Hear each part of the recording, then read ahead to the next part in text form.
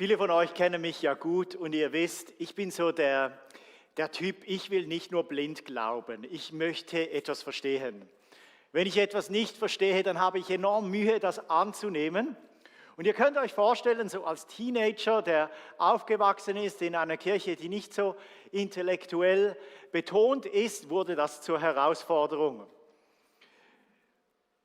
Ich kam dann nach Zürich, als ich 19 Jahre alt war und habe an der ETH studiert und an der ETH, ich habe das geliebt, weil das ist so exakte Wissenschaft, oder? Entweder stimmt etwas oder es stimmt nicht.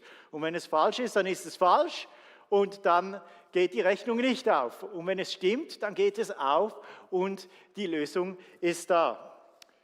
Als mich Gott dann berief, um Theologie zu studieren, die Bibel zu studieren, da war ich innerlich eigentlich überzeugt, ganz zu Beginn, es dauert nicht lange und ich finde heraus, dass das Ganze mit dem Glauben an Gott nicht so eine wissenschaftliche Sache ist. Da gibt es ja nicht richtig und falsch, sondern das muss man einfach glauben. Und für mich war das eine echte Herausforderung. Was passiert ist in diesen Jahren des Theologiestudiums, hat mich so zutiefst irgendwie auf ein anderes Fundament gestellt. Weil ich habe gemerkt, der Glaube an Gott, der ist gegründet auf etwas, das wirklich wahr und überprüfbar ist und auch einer kritischen Prüfung standhält. Ich habe etwas gefunden, das mich auch in meinem Kopf zutiefst überzeugt. Und heute bin ich ja Pastor und ich liebe es, dass Glaube nicht nur eine Herzenssache ist, sondern wir sollen und dürfen Gott auch mit unserem Verstand lieben. Auch mit unserem Verstand, nicht nur eine Herzenssache. Und um so ein Thema geht es auch heute als Einstieg in unsere neue Serie Warum Jesus?, wo wir dem nachgehen, was macht Jesus so einzigartig? Was zeichnet ihn aus? Und heute möchten wir über die Grundlage reden. Worauf ist unser Glaube gegründet? Und wir haben als Einstiegstext den Anfang vom Lukas-Evangelium. Also wenn du eine Bibel dabei hast, du kannst das mal aufschlagen im Lukas-Evangelium, ganz zu Beginn. Die allerersten Verse im Lukas-Evangelium. Wir lesen aus Lukas 1, die Verse 1 bis 4. Lukas 1, 1 bis 4. Verehrter Theophilus, schon viele haben versucht, all das aufzuschreiben, was Gott unter uns getan hat. So wie es uns die Augenzeugen berichtet haben, die von Anfang an dabei waren. Ihnen hat Gott den Auftrag gegeben, die rettende Botschaft weiterzusagen. Auch ich habe mich entschlossen, von Anfang an sorgfältig nachzugehen und es für dich, verehrter Theophilus, der Reihe nach aufzuschreiben. So wirst du feststellen, dass alles, was man dich gelehrt hat, zuverlässig und wahr ist. Soweit der Bibeltext. Einer der häufigsten Vorwürfe an den Glauben an Jesus, den ich zu hören kriege, ist, man kann das ja alles nicht beweisen. Gott kann man nicht beweisen, hast du das auch schon mal gehört? Oder Gott kann man nicht beweisen und dann meistens wird so eine Schlussfolgerung gemacht, weil man es nicht beweisen kann, ist es nicht wissenschaftlich.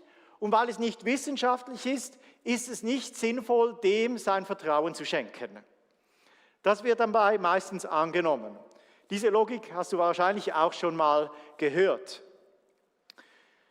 Naja, zu der Zeit, als Lukas diesen Text schrieb, der Autor, war das etwas komplizierter, weil niemand konnte leugnen zu der Zeit, dass Jesus wirklich gelebt hatte. Da gab es viele Augenzeugen, viele, die das selbst miterlebt hatten. Und man konnte nicht einfach behaupten, naja, das ist alles ein Mythos und das sind unwahre Geschichten. Es gab außerordentliche Geschichten von Jesus, die bekannt waren, wahrscheinlich Krankenheilungen oder es gab das Gerücht, dass Jesus von den Toten auferstanden sei. Und viele waren sich unsicher, stimmt das jetzt wirklich, stimmt das nicht, kann man dem vertrauen oder auch nicht. Es gab damals ja noch nicht das Neue Testament und deshalb war das so das Gesprächsthema. Man fragte herum, hast du das erlebt, hast du das gehört, stimmt das? Ah nein, aber mein Onkel, der war da dabei, der hat das gehört und der kann bestätigen, das war wirklich so. Gerade deshalb, weil es so diese Unsicherheit gab, haben viele versucht, das aufzuschreiben, was sie von Jesus gehört hatten. Man versuchte das, was man irgendwo gehört hatte oder selbst miterlebt hatte, aufzuschreiben, damit es so korrekt überliefert wird. Und es gab schon sehr früh so Schriftsammlungen von Sprüchen von Jesus, von seinen Predigten oder von einzelnen Begebenheiten. Und nicht alle von diesen Schriftsammlungen waren gleich vertrauenswürdig. Viele haben das auch missbraucht und da gab es so eine große Vielfalt von vertrauenswürdigen und nicht vertrauenswürdigen Texten. Und Lukas, der war so der exakte Typ. Der war vom Beruf Arzt, der war so ein wenig wie ich. Entweder stimmt es oder das stimmt nicht. Und er wollte sich selbst so ein Bild von der Lage machen. Und er schreibt, auch ich habe mich entschlossen, allem vom Anfang an sorgfältig nachzugehen und es der Reihe nach aufzuschreiben. Was Lukas da macht, ist eigentlich in unserem Sinne höchst wissenschaftlich. Als Unbeteiligter, der war ja nicht einer der Jünger oder Anhänger von Jesus von Anfang an, hat er versucht, das zu recherchieren. Er hat versucht herauszufinden, was ist da wirklich passiert, was für Ereignisse haben stattgefunden und welche nicht. Der schreibt das der Reihe nach sorgfältig auf und er braucht dafür als Quelle Augenzeugen, Leute, die das selbst erlebt haben. Dank Leuten wie Lukas können wir uns heute sicher sein, Jesus gab es wirklich. Also auch wenn du der größte Kritiker bist, niemand stellt das in Frage. Es gibt auch externe römische und jüdische Quellen, welche das bestätigen. Also die Existenz von Jesus, die ist historisch gesichert. Und das stellt niemand auch heute in Frage. Die Berichte von Jesus, die sind sorgfältig aufgeschrieben worden. Das Wort, welches Lukas hier braucht, auf Griechisch heißt das Asphaléia, das heißt so etwas wie sicher oder zuverlässig in dem Sinne, dass man sich darauf verlassen kann und dass er als Autor garantieren kann, das ist eine verlässliche, vertrauenswürdige Grundlage. Die Grundlage unseres Glaubens ist überprüfbar, sie ist verlässlich und wirklich passiert. Und auch wir heute können feststellen, dass alles zuverlässig und wahr ist. Ich habe hier so eine wissenschaftliche Ausgabe vom Neuen Testament mitgenommen. Die könnt ihr nicht im Shop kaufen oder ich wüsste nichts davon. Die ist griechisch. Das ist so die Sammlung von allen Abschriften, die es gibt vom Neuen Testament. Auf Griechisch ist der Originaltext da aufgeschrieben. Da unten gibt es so tausende Zeichen, anhand von denen man schauen kann, welche alten Manuskripte überliefern das vielleicht anders. Gibt es da Unsicherheiten? Gibt es einzelne Wörter, die vielleicht falsch abgeschrieben wurden? Manchmal passiert das ja, wenn man einen Text abschreibt, dann schreibt man ein Wort zum Beispiel zweimal hintereinander, weil man nicht so konzentriert gewesen ist. Und das sieht man alles in dieser Bibel. Und wenn man das studiert, muss man das lernen. Und was wirklich krass ist, der Originaltext auch vom Neuen Testament, den kann man bis auf 1, 2 einzelne Verse problemlos rekonstruieren. Auch alle Bibelübersetzungen haben diesen Text zugrunde und man kann sich wirklich darauf verlassen. Lukas hat den Text wahrscheinlich in den früher 60er Jahren geschrieben. Wie kommt man darauf? Nerd Fact für alle Interessierte. Etwas später wurde ja der Tempel in Jerusalem zerstört. Und es gibt 1, 2 Stellen im Lukas-Evangelium, wo man davon ausgehen würde, dass Lukas das erwähnt in seinem Evangelium, wenn das zur Zeit der Abschrift schon passiert wäre. Weil er weist auch an anderen Stellen auf historische Ereignisse hin, die schon passiert sind. Und dass er das eben nicht erwähnt, deutet darauf hin, dass er es zu dieser Zeit geschrieben hat. Was wir hier sehen, das ist der Papyrus P75.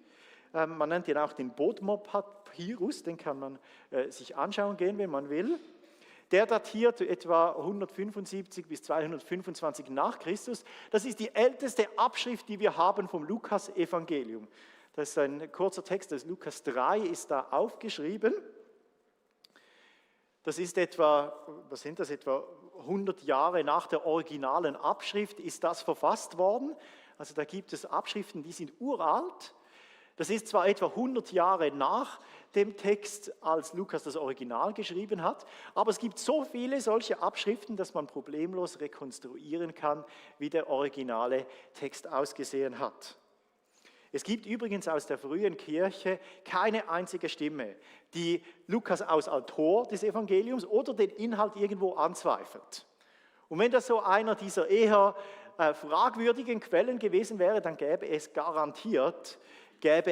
solche Leute, die das in Frage stellen. Auch wir heute sind ja gut darin, etwas in Frage zu stellen, wenn es nicht ganz sicher stimmt. Und damals war das auch so. Aber von so einem Bericht fehlt uns jede Spur. Worauf ich hinaus möchte, unser Glaube ist auf Fakten gegründet und nicht auf irgendeinem unüberprüfbaren Mythos. Da gab es nicht irgendeine Offenbarung vom Himmel, die ein Einzelner hatte, wo Gott einfach jemandem etwas gesagt hat, das man nicht überprüfen kann, sondern einfach glauben muss. Nein, unser Glaube ist gegründet auf dem, was wirklich passiert ist. Unser Glaube ist gegründet auf der Person von Jesus Christus, der wirklich gelebt hat, der wirklich gestorben ist, der wirklich auferstanden ist. Das ist keine Spekulation, das ist keine Interpretation, das ist keine Meinung, sondern das ist die historische Tatsache, auf der unser Glaube gegründet ist. In der Geschichte spricht man ja von Wahrscheinlichkeiten und dass alles so passiert ist, wie Lukas das aufgeschrieben ist historisch höchst wahrscheinlich. Es gibt bis heute auch wissenschaftlich keine bessere Erklärung für das leere Grab von Jesus, als dass er wirklich auferstanden ist. Was bedeutet das jetzt für uns, dass unser Glaube auf den historischen Tatsachen gegründet ist? Es war das Ziel von Lukas, dass sein Adressat, er nennt ihn Theophilus, wahrscheinlich war das so ein römischer Adeliger oder ein Deckname, weil der griechische Begriff Theophilus heißt einfach jemand, der Gott liebt. Er möchte ihm den sicheren Grund der Lehre erklären, in der er unterrichtet worden ist. Also mit anderen Worten, Theophilus war noch nicht lange Christ.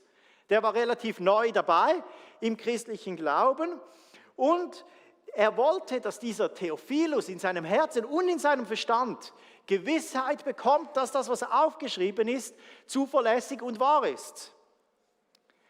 Zu der Zeit, damals, da hatte sich die Kirche vom Judentum getrennt.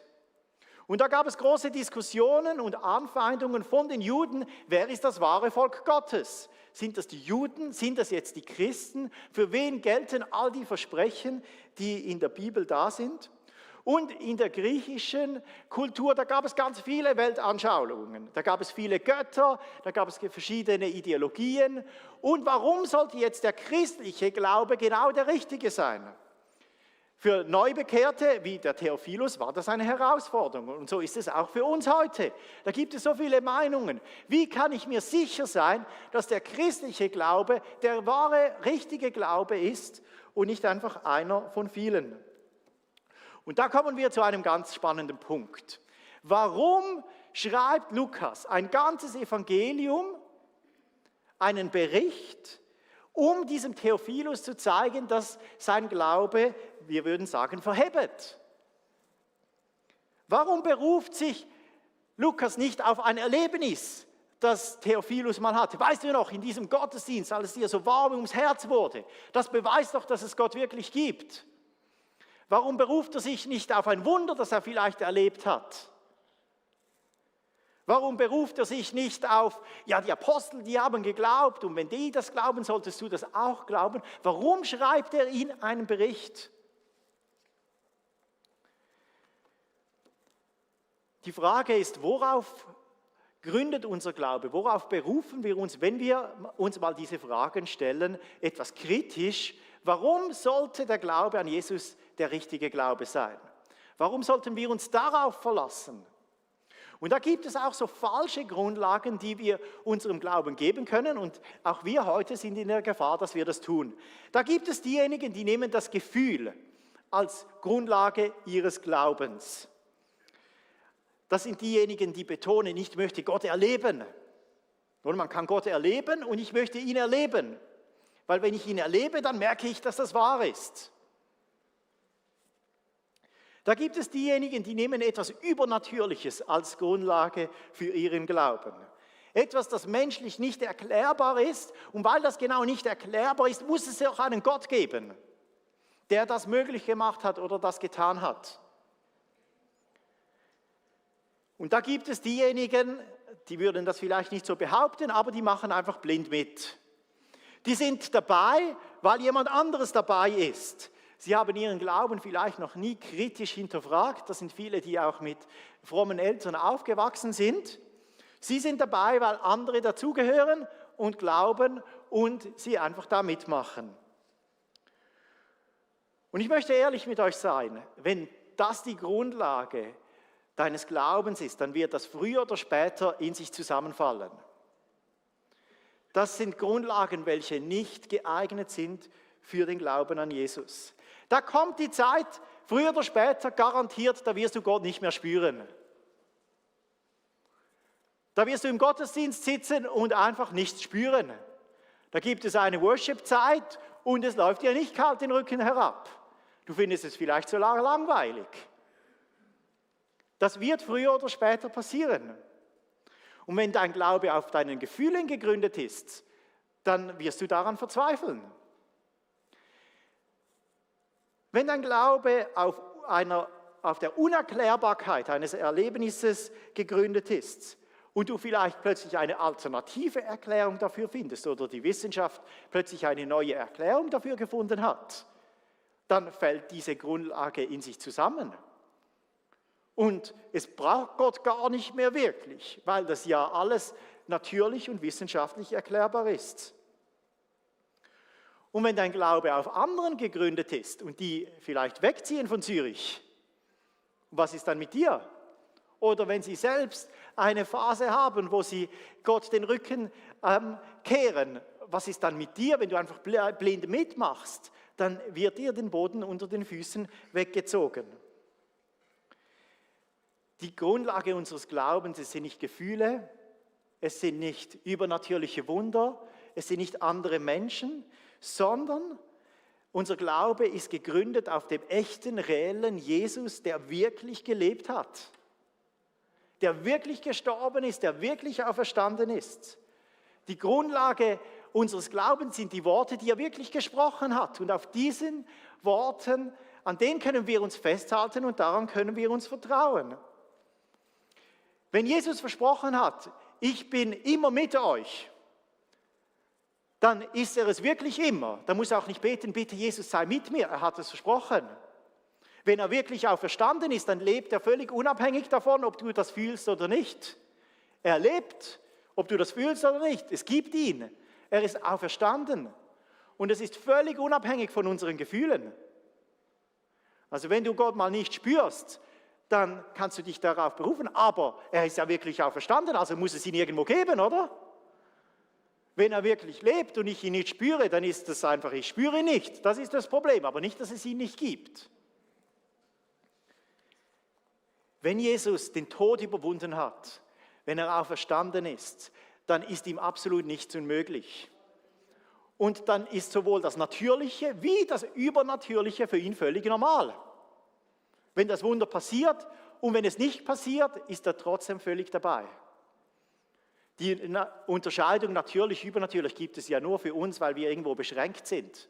Für Gott gibt es die nicht, für ihn ist beides möglich. Er kann alles.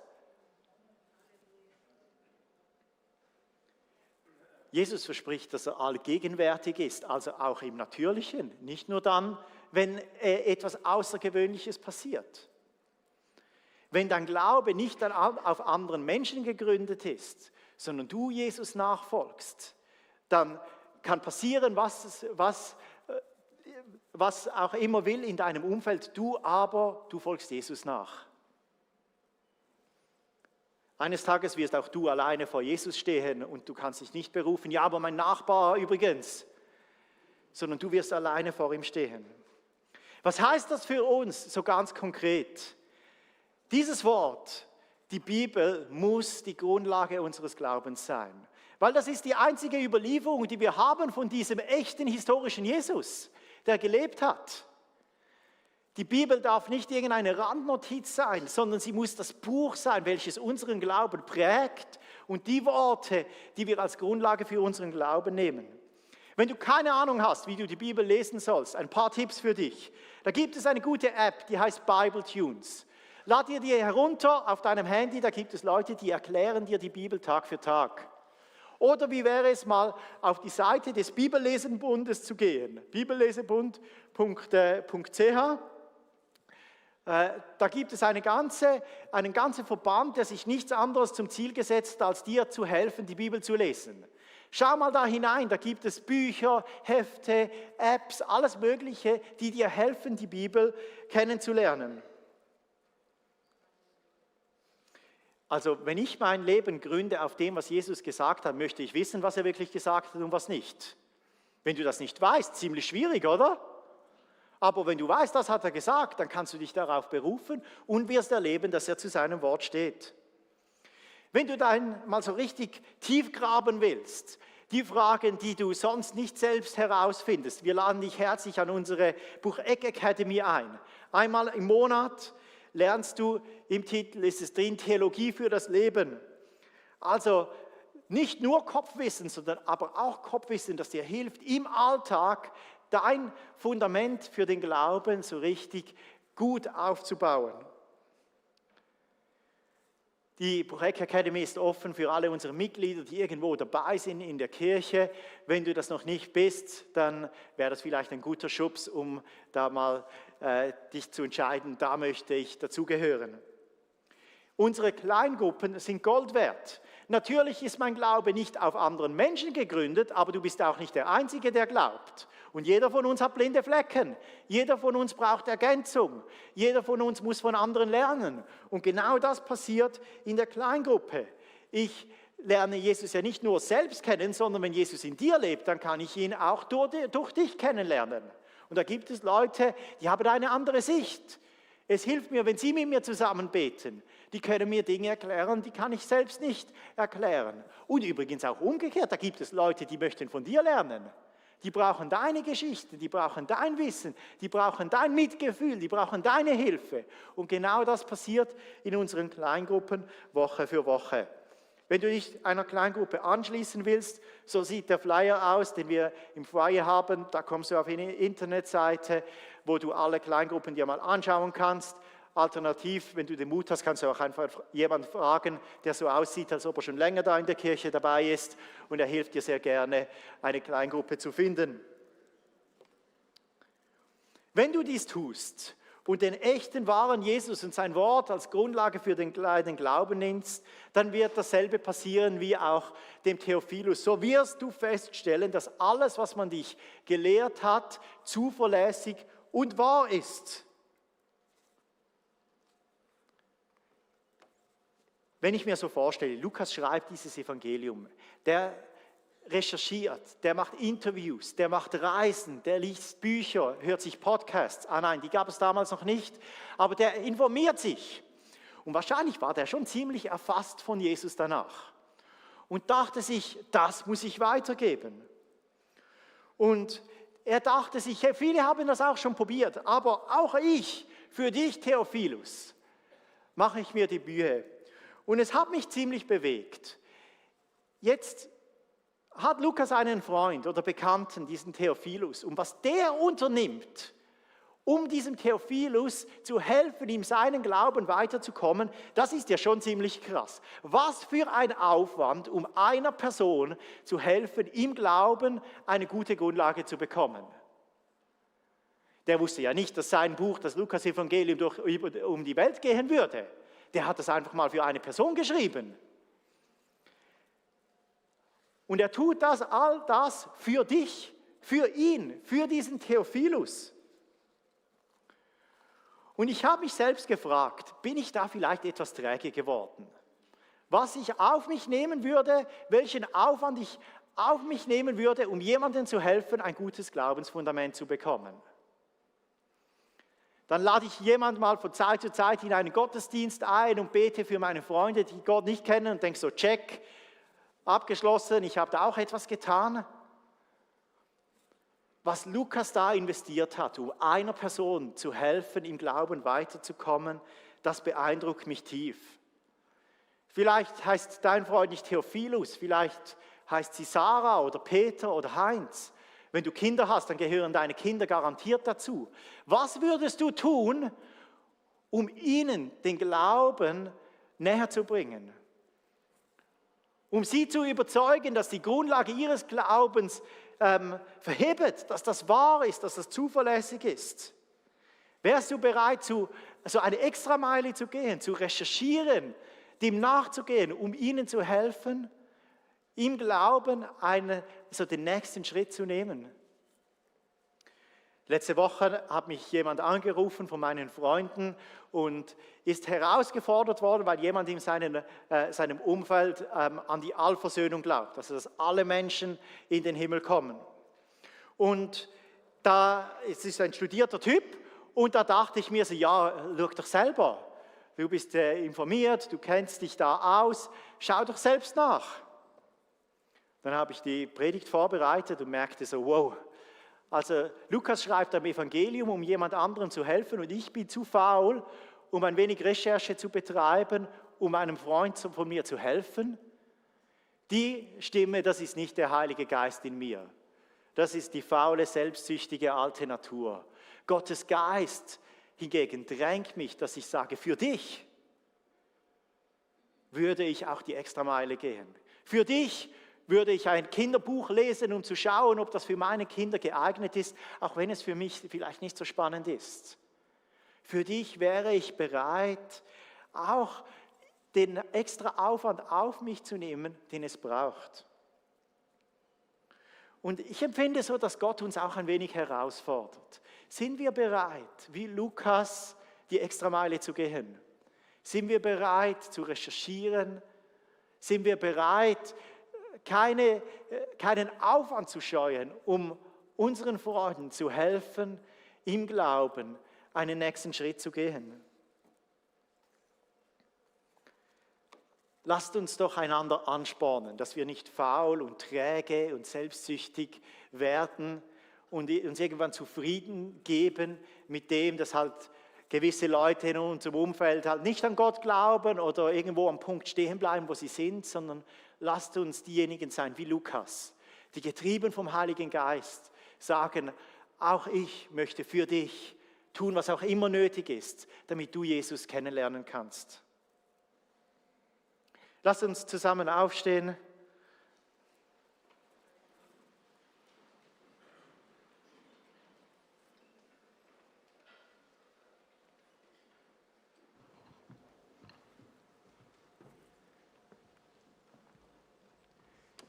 Die Botschaft, die Gott uns heute gibt, ist sehr klar und direkt.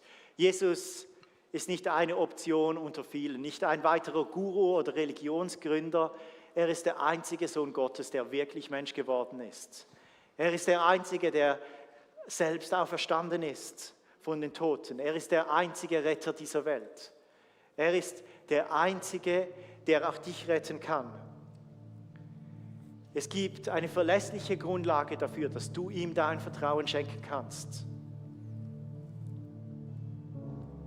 Es lohnt sich, dass du dein Leben ganz auf das gründest, was er für dich getan hat. Es lohnt sich, dass du dein Leben ausrichtest an seinen Worten, die er wirklich gesprochen hat. Und er ist es wert, dieser Jesus. Seine Botschaft, die rettende Botschaft vom Kreuz und der Auferstehung ist es wert, dass auch wir keinen Aufwand scheuen, um diese Botschaft weiterzugeben, zu teilen in unserem Umfeld.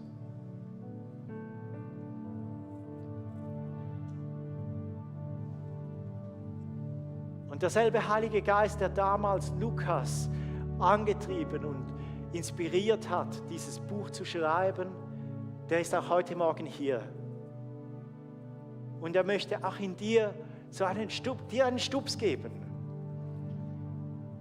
Dich vielleicht fragen, könnte es sein, dass dein Fundament deines Glaubens falsch gelegt ist?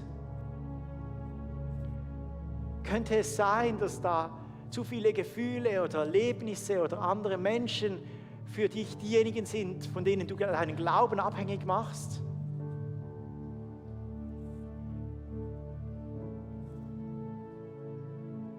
Könnte es sein, dass du vielleicht so ein wenig faul geworden bist?